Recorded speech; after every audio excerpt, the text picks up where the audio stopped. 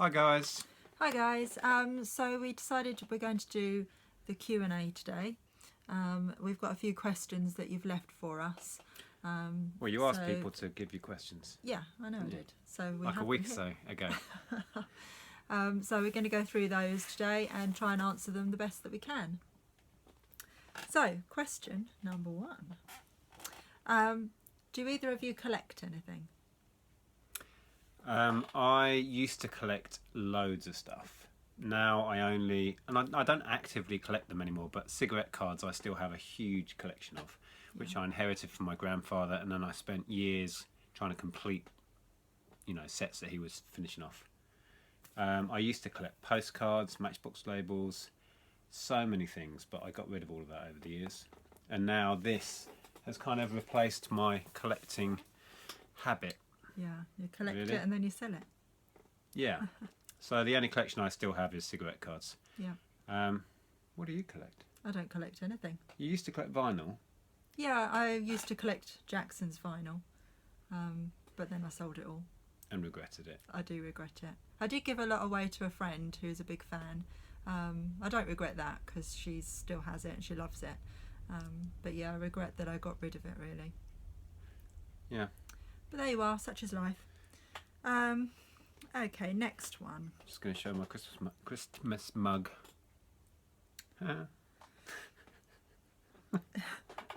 Sorry, I'm reading them as I'm going. What's next? Okay, next one.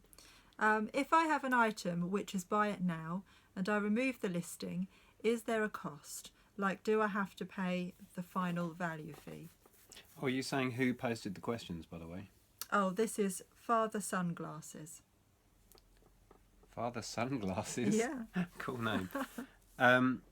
No, when you list a buy it now item, you'll be charged a listing fee. Depending on what shop level you have, that fee will vary, or it could be free. If you choose to end it, you won't be charged a final value fee. That fee only kicks in if it sells. Yeah. So you're free to end any of your listings anytime at no cost. Yeah. But you won't be refunded the original cost. No, the insertion fee. If listing. Yeah, that's so right. So even if you listed it buy it now, changed your mind like 2 seconds later and you took it off, the money's gone. You've been charged for it. Yeah, so. The insertion fee is paid when it starts. Yeah. Okay, cool. Next. Okay. Have you ever had one of those Del Boy pocket watch moments where you've got something and you've sold it off and you've sold it, and when you sold it, the final amount went for a crazy amount? Not really. Not much of what we do. We don't tend to do high-end antiques and collectibles and that sort of stuff where the value is who knows what. Most of the stuff we buy and sell, as you'll see from our videos, is pretty run-of-the-mill stuff most of the time that has a pretty fixed value.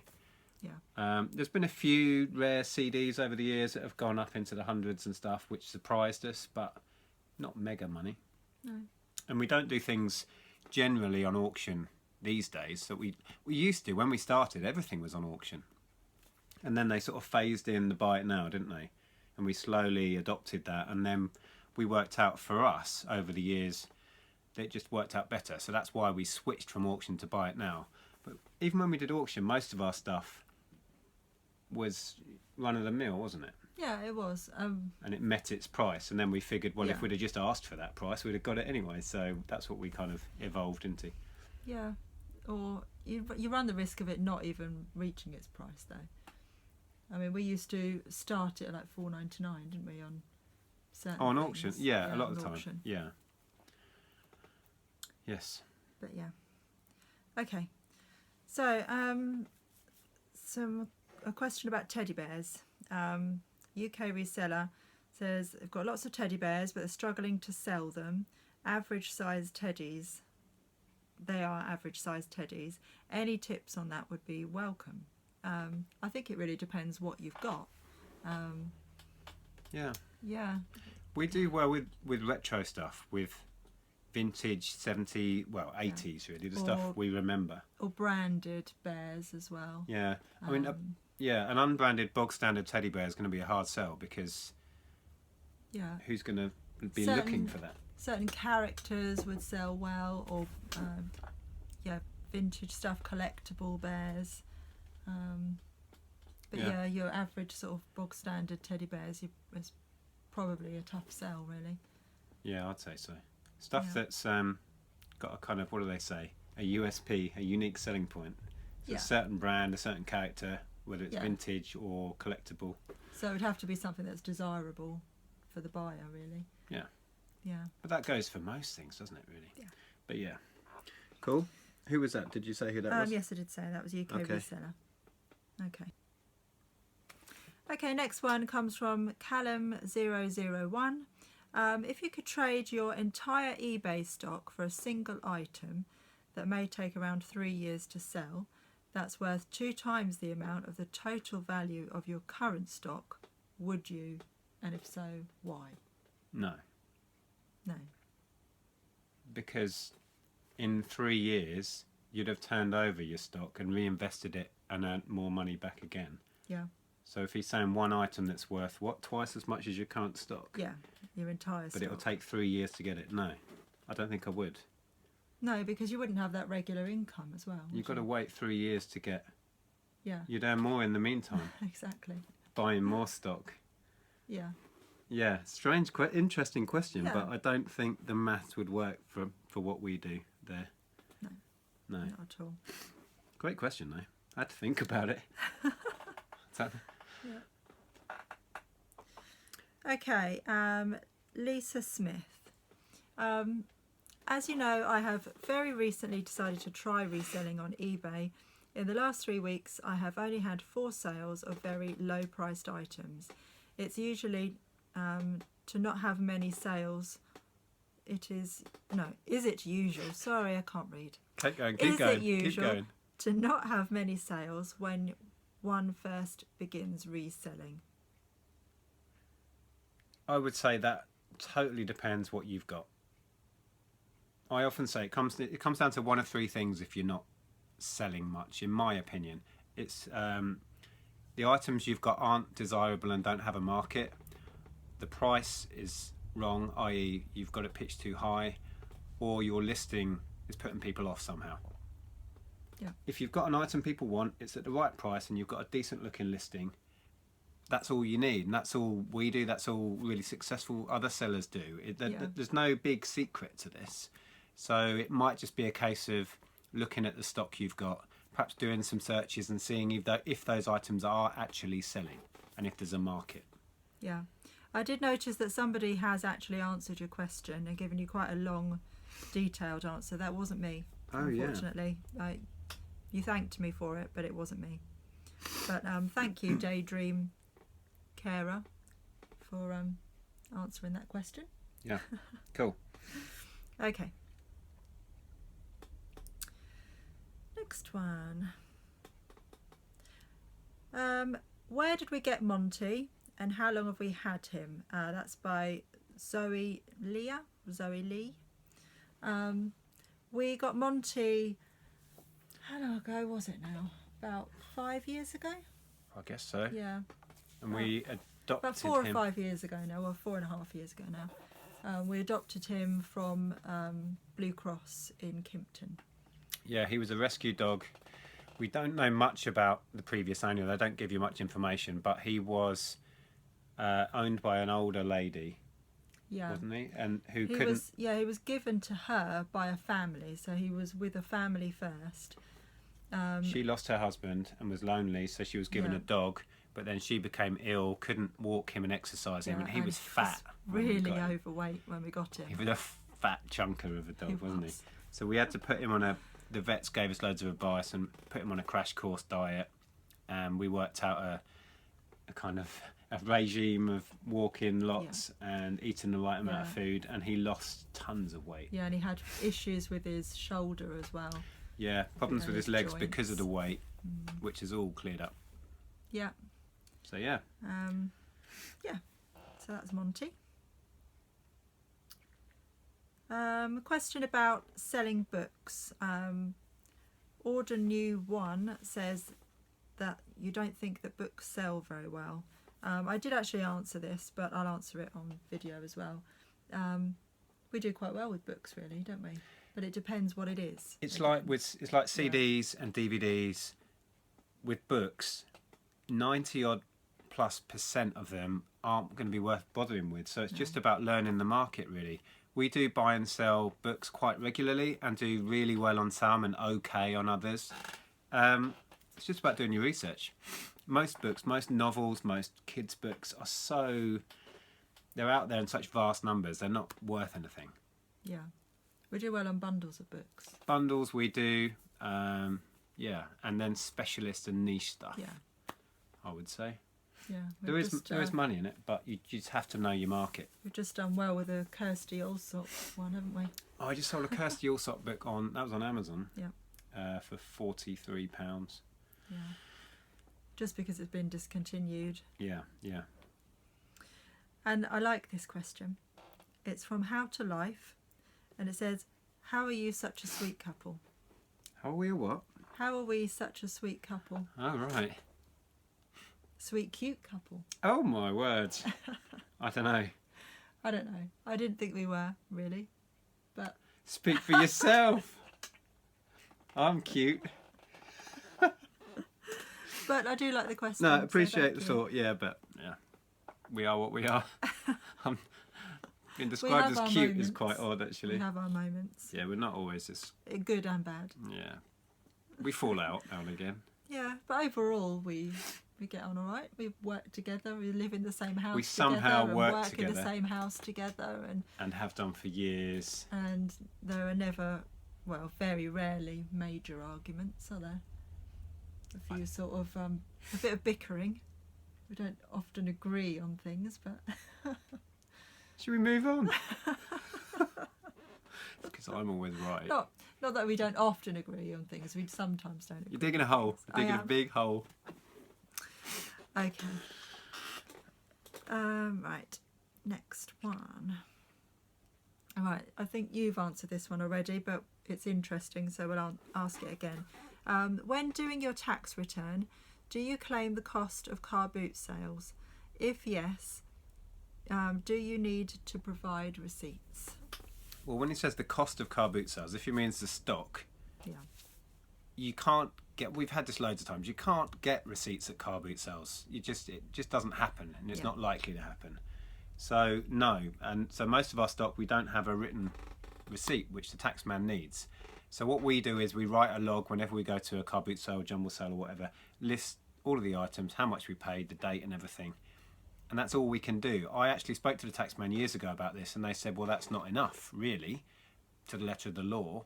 I said, well, what do you suggest? And they had no real option for me. No. So I've just carried on. Yeah. But if you're worried about that, I would suggest don't, go to the HMRC and ask them yourself and see what you can do and see what answer you get. But that's all we do. Yeah, and we've never had a problem with it, have we? No, but we've never been audited. Yeah, well, never been we have been audited way back when we had the shop, but we weren't really doing boot sales then at that point. Yeah. And they audited that year's tax return and that was all fine. So yeah, it's a good question, but I don't really have any answer beyond what I do. But don't just do it because I do it. Speak to the taxman yourself or an accountant and see what they say. See what advice you can get. Okay, Anita Harak says, how do you juggle cooking and cleaning with working? I think that's just the same as any other working mum, working woman.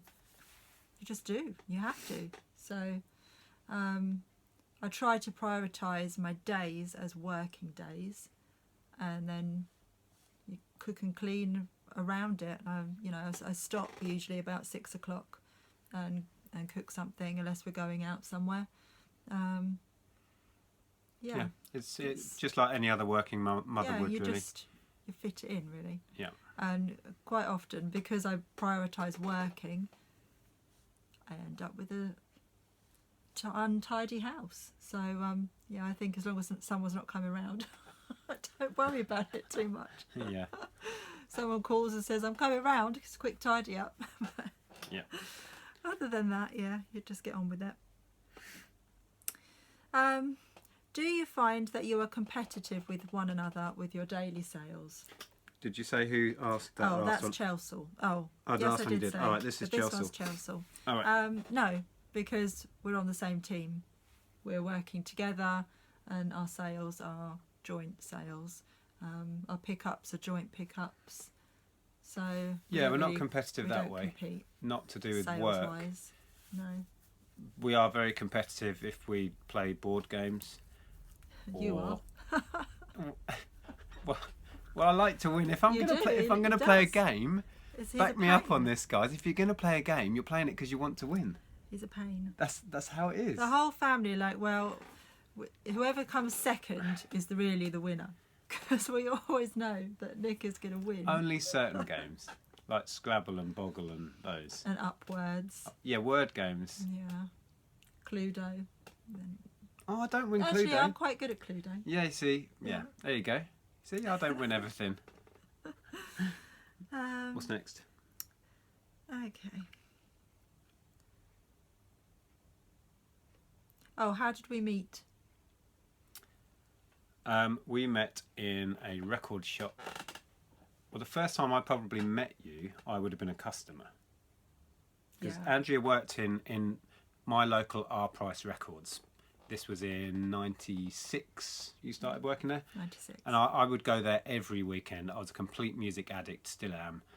But back then I was buying CDs every week in, week out. And Andrea worked in the R Price that I would go to. I'd buy most of my music in Woolworths and R Price.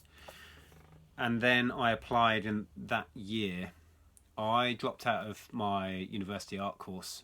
I took a year out. And in that year I took several jobs, and one was I applied for that record shop. Yeah. So then I started working alongside Andrea, got to know all the guys in there, had a really great social group, and we used to go out a lot. Mm-hmm. And we then got together. Our eyes met over a game of air hockey. Well, we got together on my birthday in 97. Yeah. We took the whole crowd, all the staff from R Price came out for my birthday. I got legless. Andrea was driving. Yeah, I wasn't legless. I wasn't drinking. And one of our friends kind of set us up. Yeah, and I thought he was trying to pick her up. So I got really upset and went into the toilet and told my friend I was going home. I'd had enough. Yeah, well, I was off chatting with this other girl that set us up. And she was saying to me, I think you guys would be great together, and blah, blah, blah. And what do you think of Andrea, and blah, blah, blah, blah. And Andrea's in the corner thinking, those two are getting it on over there. We were talking about Andrea. It was bizarre. Yeah, and then you eventually plucked up the courage. And yeah, long time ago. Yeah, and everybody kind of dispersed very quickly, didn't they? Just ended up the two of us. Yeah. Yeah. Wow, long time ago. And the club we were in doesn't even exist anymore. It's all been pulled down. Yeah. It's a car park now. It isn't. They've rebuilt. Oh, well, it was a car park. Converted it all into flats now. Oh, the bottom bit where okay. It's flats now. Yeah. Anyway, this is Pompadoms, and the question is, what's the hardest part of reselling? Well, I think for me, it's time management. Managing your time well to get everything in that you need to get in and not becoming distracted. Because working from home, I think that's a battle anybody that works from home has. But for me personally, that's the hardest part. I enjoy and I find it easy to go out and find stock. Packaging I find easy, all of that, but it's just managing my own time. Yeah. I think it's the responsibility of knowing that you're the bottom line. If you don't work, if you don't put the effort in and the hours in, then you won't pay your bills. So again, that's the same for any self-employed person, I guess. You know that the buck stops with you. You don't have a set salary, you don't have set income, and that can be hard to manage until you get used to it. So yeah, cool. So yeah, I don't know reselling in particular, what would be difficult about reselling, whether it would be for some people it might be finding enough stock. Yeah, that's what I was thinking. Yeah, that can be a but challenge. We've been doing it for a while, so kind of have our systems, but yeah Okay. This is a question about how do we sort out our VAT. This is from Jamie Kenley. I think you've already answered this, but it's interesting again. So it says, how do you sort out and pay your VAT for the items you sell, and do you pay income tax, and is that through being self-employed?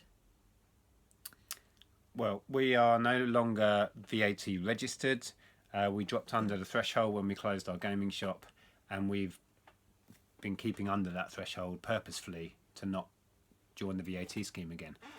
Go on to Google and look it up. There's a certain point of turnover that you reach, and then you have to start paying VAT. You can also claim back VAT. It's quite a complicated scheme, but we are not currently registered, so we don't have to worry about it. Yeah. As for tax, yes, we have to pay tax like everybody else who is reselling for profit has to pay tax. Yeah, even if you're working and you're just doing this part-time, you still have to You have to declare the income. declare it. Yeah. Yeah. Otherwise, you'll get in trouble. So yeah, but again, if you've got any tax issues, that's what the HMRC are there for, and they have helplines and stuff. So seek advice from them. Don't get it from us on YouTube. I've never claimed to be an expert. We can on only any of talk that. about what we know. And what Yeah, we yeah, do. yeah. Okay. Do you remember the very first thing that you sold on eBay, and what is the best pickup that you've had in terms of profit? This is from Luke E. Do you remember the first thing you sold? No, No. I have no memory of that. I know whatsoever. clearly what mine was. I think I said it before in a video, but it was a Chemical Brothers CD called Loops of Fury. Wow. Yeah, which was a single I picked up as a limited edition thing, and it was just like an experiment to see how the whole system worked, and I put it on for a £5 or something and sold it, and then got hooked. Yeah. Yeah. What was the other part of the question? Our best pickup in terms of profit.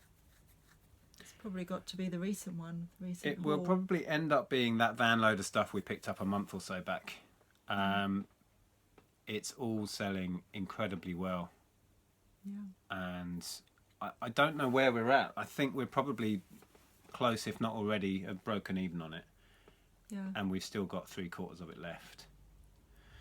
So yeah, probably that will end up being our most profitable, if you can class that as a single pickup, which it was really. It's one purchase. Yeah.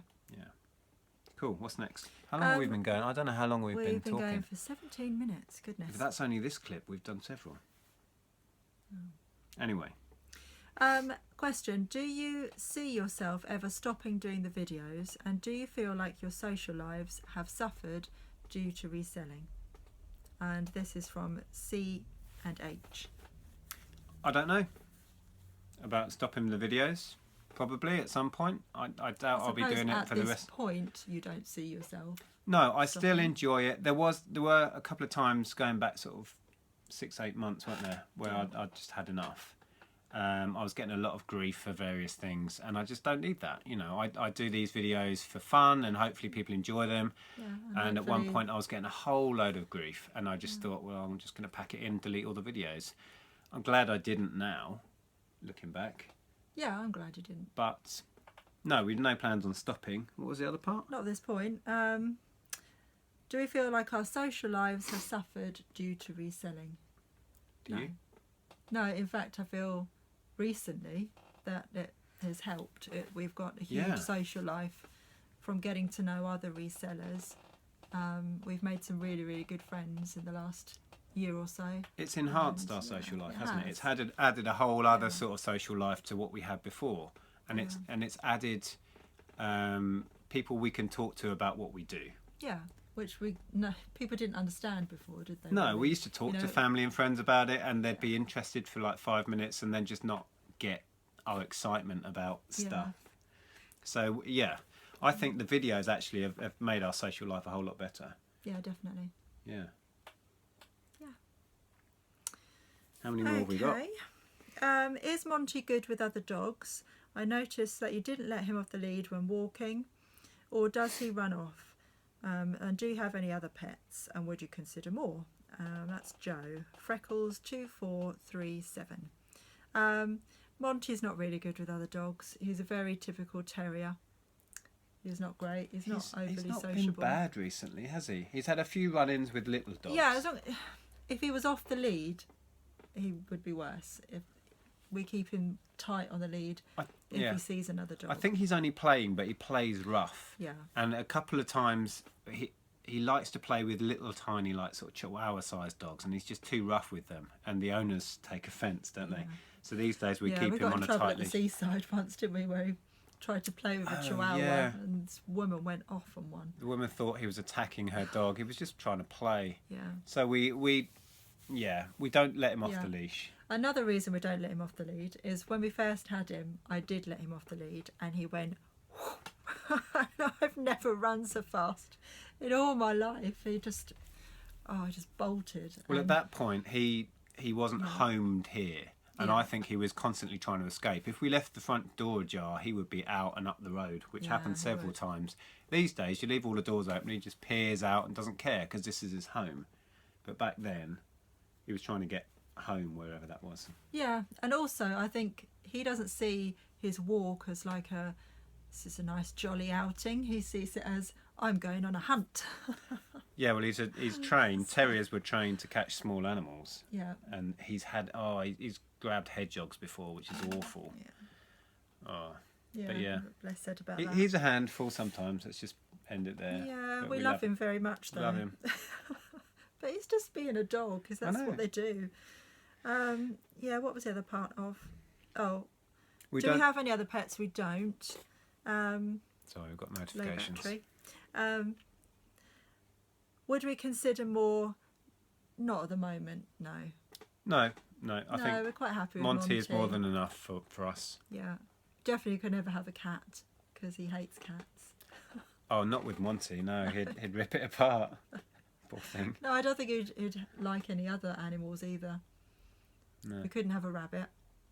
We couldn't have a bird. We couldn't. No, we couldn't. No. That's the last question. Was that it? Okay. Yep. I think we've probably gone on way too long. Probably. So I've no idea how long this is going to be. Thank you so much to everybody who's been watching our Vlogmas. Thank you for supporting and giving me words of encouragement, because it's been a real learning curve. And, Sorry. Oh dear. And thank you for supporting Nick and his channel, and just hope that everybody has a really happy Christmas. Yep. And we'll talk to you soon. Yep. Bye for now, guys. Bye.